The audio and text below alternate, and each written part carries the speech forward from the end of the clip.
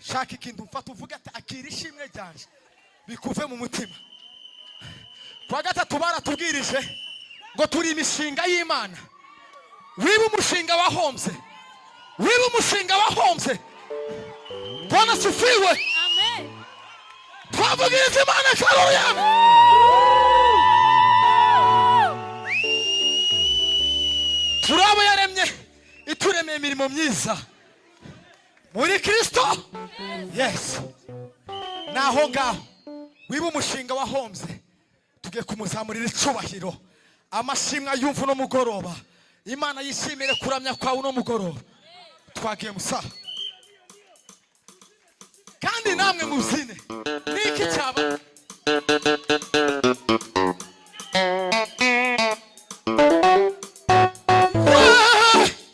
Nito kangizi wondiwe Imana.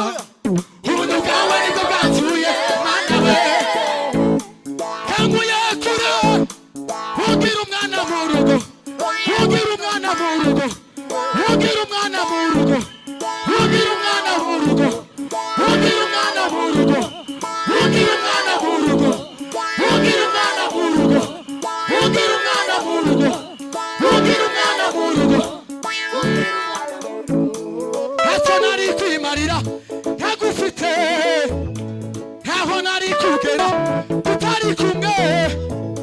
Idafite none niyo wambikesha aho ngeze none. Idafite byose aho ngeze none, aho ngeze none. Idafite byose aho ngeze none. Idafite byose aho ngeze none. Wanyeretse ineza, ineza, wanyeretse ineza.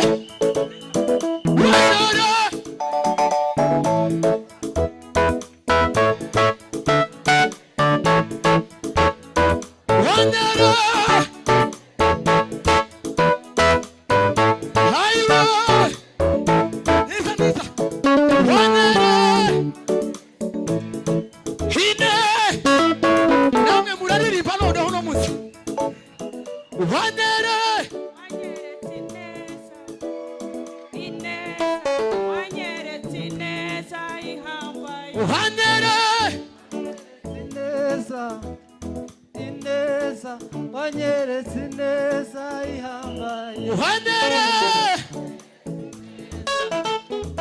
ineza wanyeretse ineza ihambaye wanyeretse munyemerere mu busabe sabe bishop aturirimbire nawe bishop wafata bishop wanyeretse reka tumba bishop wacu muvyeyi nasubira muri mwe wanyeretse ineza wanyeretse ineza wanyeretse ineza